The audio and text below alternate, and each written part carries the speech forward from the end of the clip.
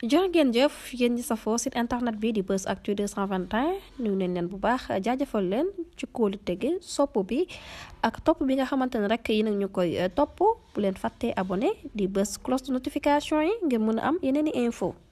La crise qui sévit actuellement au Sénégal a des relents au niveau sous-régional, mais également au niveau international. N'oublions pas que les pays qui entourent presque le Sénégal, ce sont des pays qui sont aujourd'hui dirigés par des militaires et qui ont décidé de sortir de la CEDEAO. Donc c'est un fait important à prendre en compte aujourd'hui par rapport à la crise qui sévit au Sénégal. Si jamais on ne le souhaite pas, le Sénégal tombe entre les mains donc des militaires, ils pourront bien entendu se rapprocher de cette alliance-là, de cette nouvelle alliance qui a été créée donc par ces trois pays, les trois présidents de transition au Mali, au Burkina et au Niger. Et que aujourd'hui, je pense que ces pays-là, tout ce qu'ils souhaitent aujourd'hui, c'est que le Sénégal puisse tomber entre les mains des militaires. Parce qu'aujourd'hui, si le Sénégal rejoint ces pays-là, ils vont tout simplement contrôler la sous-région. Et la CEDEAO ne va plus exister. Ce qui est également à noter et que c'est important aujourd'hui, les Sénégalais sont fatigués.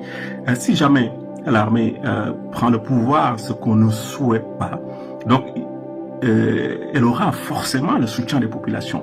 Donc l'armée sera acclamée par les populations parce que les Sénégalais sont aujourd'hui fatigués de Macky Sall et de sa gouvernance tout simplement. Donc et que si ça arrive, les premiers en tout cas soutiens donc de ces militaires-là viendront en tout cas de ces trois pays qui, comme ils l'ont fait au Niger, quand l'armée a pris le pouvoir. Donc le premier soutien de l'armée sénégalaise qui aura pris le pouvoir viendra en tout cas donc de cette alliance-là. Et je pense qu'aujourd'hui, au Sénégal, personne ne le souhaite parce que le Sénégal quand même a une tradition de démocratie et qu'on souhaiterait effectivement conserver cette tradition.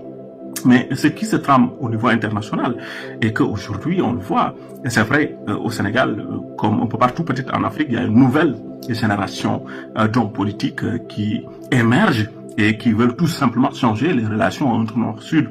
Mais je pense que même pour l'intérêt aujourd'hui de la communauté internationale, il est plus facile donc d'avoir des relations avec des civils parce qu'ils comprennent les codes de la diplomatie. Donc on peut discuter, mais si jamais l'armée prend le pouvoir, donc les codes ne sont pas les mêmes. On l'a vu au Mali, les négociations sont toujours tendues avec à l'international. On l'a vu également au Burkina, c'est ce qui s'est passé également au Niger. Donc il est souhaitable quelque part, même si c'est une nouvelle génération de politique qui exige en tout cas que les relations changent, mais je pense que c'est mieux pour tout le monde et que voilà, ces pays-là soient dirigés par des civils, parce qu'une fois que ça tombe entre les mains des militaires, on ne sait plus. On parle de transition au Mali, au Burkina, au Niger, mais c'est sûr que ce ne seront pas des transitions. Donc ils vont continuer à gérer ces pays à main de maître parce qu'ils pensent qu'ils sont les seuls à pouvoir sortir ces pays donc de ces drames. D'autant plus que les dirigeants, les présidents qui ont dirigé ces pays-là depuis 60 ans ont échoué.